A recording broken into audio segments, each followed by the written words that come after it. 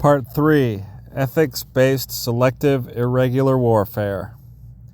To Governor William Tryon and all such tyrants. Whereas it has become apparent to the citizens of Bavarian Gulch that there is no security for life and property, either under the regulations of society as it at present exists, or under the so-called law as now administered, therefore we, those whose names are hereunto attached, do unite themselves into an association for the maintenance of the peace and good order of society, and the preservation of the lives and property of the people of Bavarian Gulch, and do bind ourselves, each unto the other, to do and perform every lawful act for the maintenance of true natural law and order, and to sustain those laws when faithfully and properly administered. But we are determined that no thief, highwayman, politician, banker, or murderer shall escape punishment, either by the quibbles of the so-called law, the insincerity of persons, the carelessness of corruption of the police, or a laxity of those who pretend to administer justice. Harmon Husband v. John V. Brown, John Wilkes, Nat V. Kinney, the unanimous declaration of agreement by the remaining elders of the Bald Knobbers represented herein by this mark, XX. 1. Ethics-based irregular warfare defined. In the first section of this manual, titled Peaceful Sedition, a set of definitions was presented explaining some of the wording used in this manual. Since this section of this manual is specifically dealing with ethics-based irregular warfare, the writers of this section have chosen to use that stated definition and expand on it slightly. Irregular warfare favors indirect and asymmetric approaches, so we will begin by establishing exactly what we mean by indirect and asymmetric. An open and direct confrontation with an enemy who possesses dramatically superior resources is never wise and is usually suicidal. Therefore, we must prepare small hit-and-move confrontations where we almost never fight an extended battle and we almost never confront more than one or two opponents at a time. Whenever possible, we should outnumber our opponents by a factor of 2 to 1 or even 3 to 1. There are exceptions to this. For example, when a well-hidden rifleman can strike a high-value target and safely extract himself from the engagement, he should do so without a number advantage.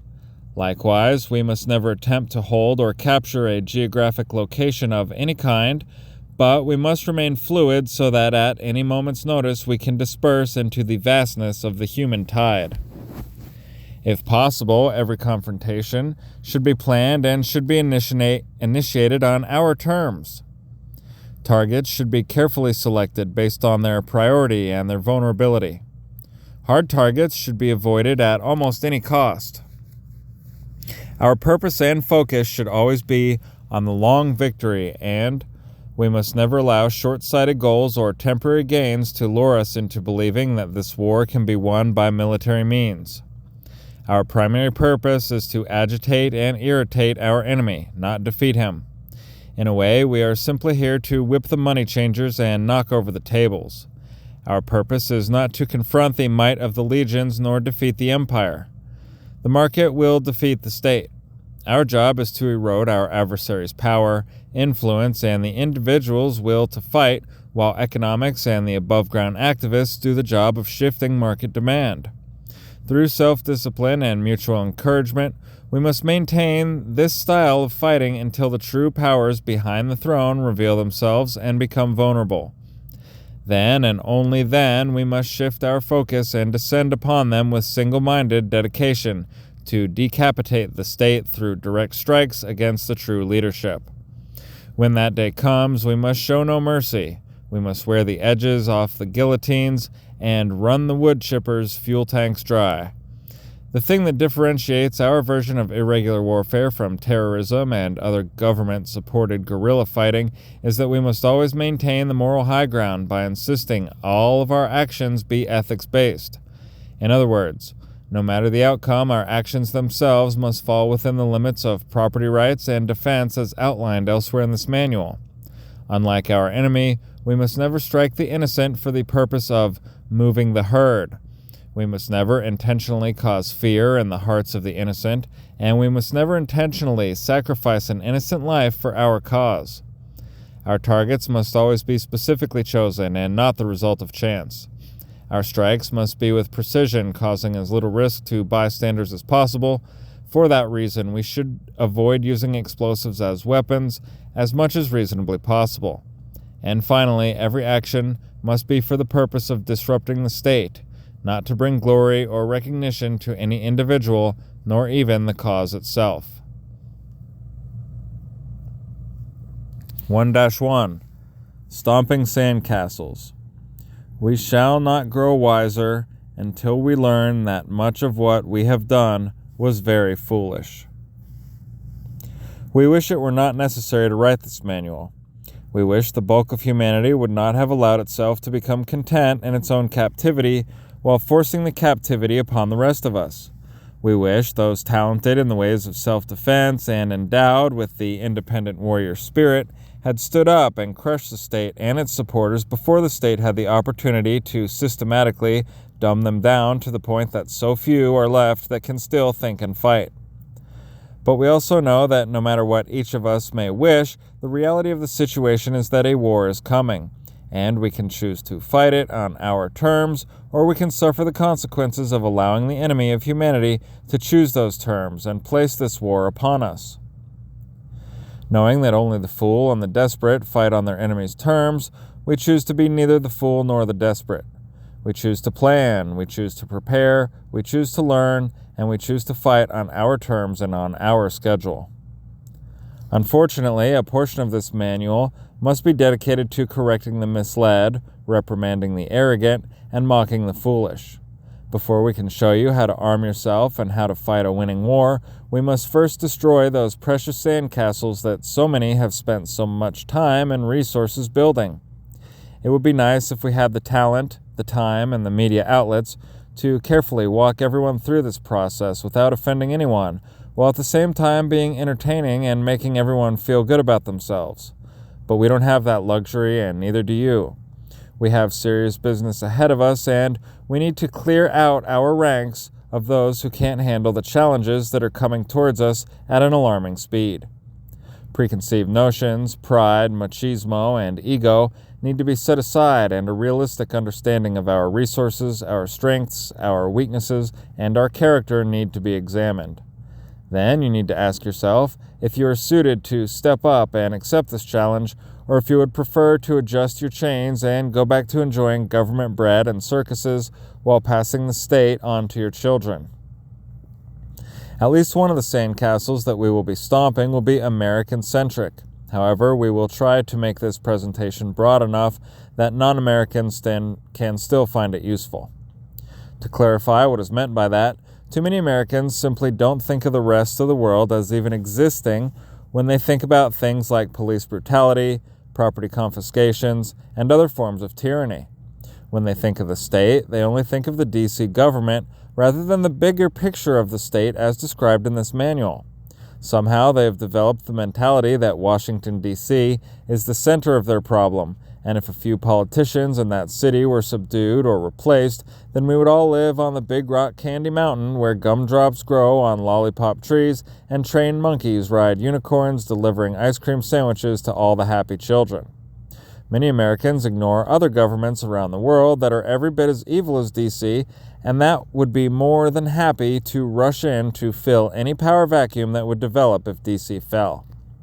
They also tend to ignore the fact that governments around the world oppress the local populations, oftentimes with the aid of the D.C. government, and incredible numbers of people are ready to stand up to their governments today. They just lack the knowledge of how to do it successfully. Many Americans don't understand that to be successful, the march to freedom must be a worldwide action by the friends of freedom in every land. We must tear down this beast everywhere he resides. We must give him no quarter, and he must find no sanctuary. Once this process begins, and as long as the fight for freedom continues, we cannot rest and we cannot let our enemy hide and regroup behind the borders that politicians have drawn on maps. Many Americans often ignore the local government employees that both enforce the will of D.C. while also daily enforcing the will of local tyrants, drunk with power and hungry for glory. These same types of Americans often idolize the American military, made up of some 1.3 million of their own families and neighbors that carry out the orders of the D.C. government. Many willfully forget that when the D.C. government sends its Hellfire missiles to murder in faraway lands and sends its agents to rape and torture in hidden camps around the world, those Hellfire missiles are guided by young men and women taken right out of American high schools and universities in their own neighborhoods, and those U.S. government agents who crush the testicles of a small boy to punish his father are also recruited right out of the local American schools. These Americans, who often hate the D.C. government, choose not to realize that the most evil things that a government does happen because someone they know obeys orders, and most often does so on a local basis. Often these patriotic Americans deeply believe that their precious American military will stand with them and protect them from the D.C. government, ignoring the countless lessons from history that prove the exact opposite. They choose not to realize that their cousins and their neighbors, whether wearing the uniform of the D.C. Legions, their state's National Guard, or the uniform of the local police, have been trained and conditioned to not only obey orders but to believe they are doing so for the greater good. This is why 19-year-old Ohio National Guardsmen were able to take aim and kill 19-year-old Kent State students in Ohio on May 4, 1970, and this is how Massachusetts National Guardsmen were able to go house to house aiming automatic rifles at old people and children in Watertown, Massachusetts on April 19, 2013, under the guise of a search for a teenager that, at the time, was only suspected of a crime. This is how a church in Waco, Texas was burned to the ground on April 19, 1993, while children were contorting in pain from the chemicals being pumped into their storm shelter. And this is how American soldiers of the 12th Infantry Regiment and the 3rd Cavalry Regiment, commanded by Douglas MacArthur and supported by battle tanks commanded by George Patton, attacked and murdered retired and disabled American veterans and their families in Washington, D.C. on July 28, 1932. The sandcastle idea that when times turn bad, the U.S. military will disobey orders and come to the aid of the people of America is delusional at best and extremely dangerous under any circumstances. Those of us with our eyes open should avoid any kind of reliance upon people who insist upon believing such ridiculous myths and fantasies. Another sandcastle that needs to be stomped into the dirt is the notion that at some undeterminable point in the future, the D.C. government will cross an imagined, completely undefined line in the sand, and brave patriots will rally around the flag and restore the public. If you once believed this at some point in time in the past, don't feel bad. Many of us have been fooled. If you still believe this nonsense today, stop reading this manual now and seek to educate yourself on the nature of the state, because you are not mentally equipped for this fight. First, the D.C. government didn't suddenly turn bad. It was the bastard child of evil from the day it was conceived in the twisted minds of Hamilton, Washington, John Jay, Henry Knox, and the other founding members of the Society of the Cincinnati. It was planned from its conception to eventually be a totalitarian government, and with the exception of a few stumbles along the way, it has faithfully followed that path ever since. Additionally, this process was clearly warned against and predicted at the time of the founders by the writers of the Anti-Federalist Papers. In other words, the American government you see today is exactly what its designers wanted when they designed it, and the excuses given by American patriots not to burn it to the ground today are the same weak excuses they gave at every stage of its development since 1787. The Constitution of the United States of America was and is a document of enslavement intended to fool the weak-minded while pacifying those who possess the moral fortitude and intelligence to stand up to tyranny. Second, if there was actually a magic line in the sand, it was crossed long before anyone reading this manual was born, and no one has risen up yet. Third and finally, The idea of patriots rising up is usually tied to the idea that another revolution is the answer to our problem. This is false because revolution, by definition, is simply a turning around to arrive where we started, and we don't need to start this tyrannical process over again. We need to kill it once and forever. The next sandcastle that needs to be kicked into the air and scattered into the wind is the crazy notion that large-scale sections of America, or perhaps states like Texas, Alaska, or New Hampshire, can break away or secede from the D.C. government and freedom will somehow abound. Set aside the obvious problem of the aforementioned 1.3 million federal troops, the strongest army the world has ever seen, in the hands of the D.C. government, along with the ability and motivation to send death from the sky to visit every rebel statehouse, VFW lodge, and backyard barbecue where the terrorist rebels gather, and the idea becomes laughable at best. But add into the equation that the very idea of establishing a free state is self-contradictory. Then consider the contradiction of having a free society with government-established borders, and you enter the realm of collectivist, hallucinatory delusions. Secession is the path to open geography-based war, the one type of warfare Washington, D.C. actually knows how to win. These notions of state secession are generally pushed by leaders who fantasize of being the next father of their country and would lead their followers right back into tyranny once the irresistible temptations of power take their natural course, assuming the D.C. government doesn't just round them up and exterminate them wholesale. Secession and revolution are the battleground the D.C. government is best suited for and clamors to fight. Give them that fight and you secure their tyranny for generations to come. If you haven't already noticed, this manual is not written as a gentle persuasion to nudge you toward freedom. It's a hard primer to snap fresh troops into action so that they may stay alive, yet having the greatest possible impact against our enemy while remaining within the confines of the zero aggression principle. This manual is not all-encompassing. It is not an exhaustive textbook. It is not the definitive authority on anything, and it should only be an introduction to irregular warfare.